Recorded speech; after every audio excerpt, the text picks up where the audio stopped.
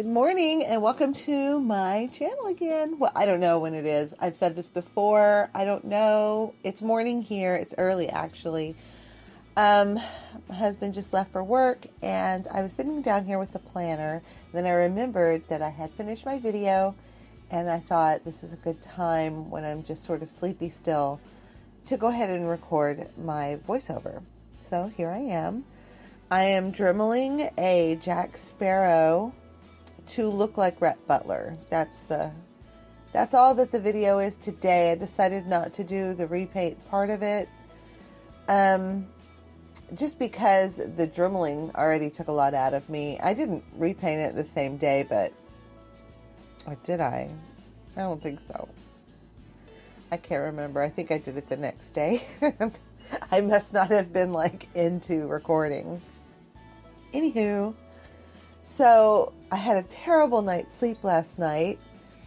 I woke up at 3:30 in the morning and then I couldn't fall back asleep, and I was just thinking about all painting and ideas and just different things. I wasn't stressing about anything. I was mostly just thinking of creative ideas, and then I was just trying to concentrate on my breathing so that I could, maybe like counting sheep or counting breaths so I could go to sleep. And I fell asleep finally probably around 4:30. The last time I looked at the clock, it was pretty close to then, and then I don't remember after that. And then I woke up suddenly at 5:30 when something crashed out of my closet onto the floor. It was so scary. I leaped up and turned on the light and woke up. Like, Paul didn't even wake up. I was like, how did that happen? Because it was really loud.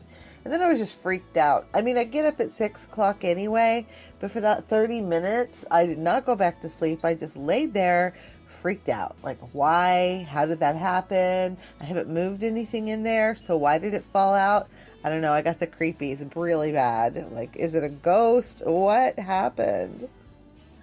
So I had to clean it up because what it was at the bottom of I have this, it's almost like a linen closet that was built into my bedroom to hold my dolls. But at the bottom, I have a big bowl of, what are they called? Perm rods, big perm rods too. And they just fell over, like it spilled. So I had to get up and clean it up. And once I looked at it, the creepies kind of went away because I was like, okay, maybe it did after a while just slip because it was kind of precariously placed in there and it just fell out. I don't know. And in the middle of the night to freak me out, of course.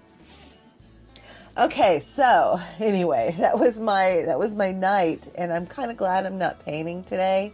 No dolls because today is a shipping day. I have to get Rhett Butler out and Scarlet and a vampire that I needed to mail this week, and I haven't done it because I was on a deadline to finish this job.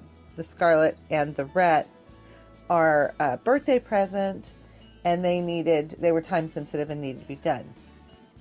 So really quick, I'll explain what I'm doing here. I'll just jump back a little bit and say that when I use a Dremel, I picked up this Dremel at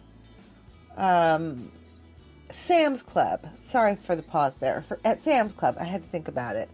And I don't have to hold the whole Dremel in my hand. It has kind of like an arm on it.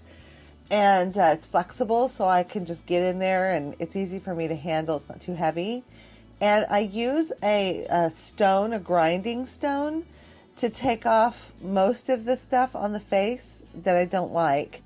And in this case, I had to take off his beard and his mustache. And he has, like, underneath, you can see the two little holes. He has, Jack Sparrow had those little braids coming out of his chin, so I had to cut those off and Dremel those down. And then just paint and seal them so that you can't see it. But after that, then I use a little spiral that is, I believe, meant for wood, maybe. And it's a little bit smoother sanding, and I use that tool, and it's a little pointier so I can get into more details. And in between, I clean the face off with acetone just to keep it, to get off all the little pieces and help smooth the vinyl. Then I'll go back in with that the wood, I think it's a wood thing, and fingernail files. Man, I'm telling you, fingernail files, that has been awesome for me to use on dolls because there's all different grids and they're easy to hold on to. Grids, grits. None of that sounds right, but it's early. I also use, and you can see it's shiny, I also use Sculpy Softening. It's softening stuff for sculpting. A little bit of that on the vinyl really helps smooth down the vinyl so you can get it kind of back to its original form.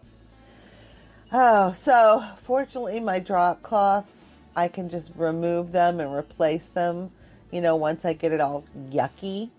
Oh, here, what I'm doing here is I'm kind of texturizing the face with some Mod Podge that I picked up from the Dollar Tree. Dollar Tree is awesome. I get so much stuff from there. I get the drop cloths from there. I get the Mod Podge. I get all of my, I'm thinking, it's too early for me to think. I got that little dispenser that I keep my acetone in. I get my containers that I keep all of my stuff in. There's a lot more, but right now I'm drawing a blank because it's, like I said, it's early. So when you're using Mod Podge like this, you can actually sort of recreate things on the doll. On this one in particular, I used it to make a little bit of mustache to fill in the holes under the chin and to make some wrinkles crinkly by the eyes and forehead. And I also used a little bit to kind of hood his eyes a bit more. So, yeah. Oh, and that thing that was on my finger was actually, I go to garage sales on Saturdays, not every weekend, but almost every weekend. And I pick up all kinds of little things that help me along the way with art and in my studio. And one of the things I picked up was just a whole bag full of little white gloves. So, those were super helpful. And I just cut the finger off and used that. You can also wear them if you don't want to touch your dolls.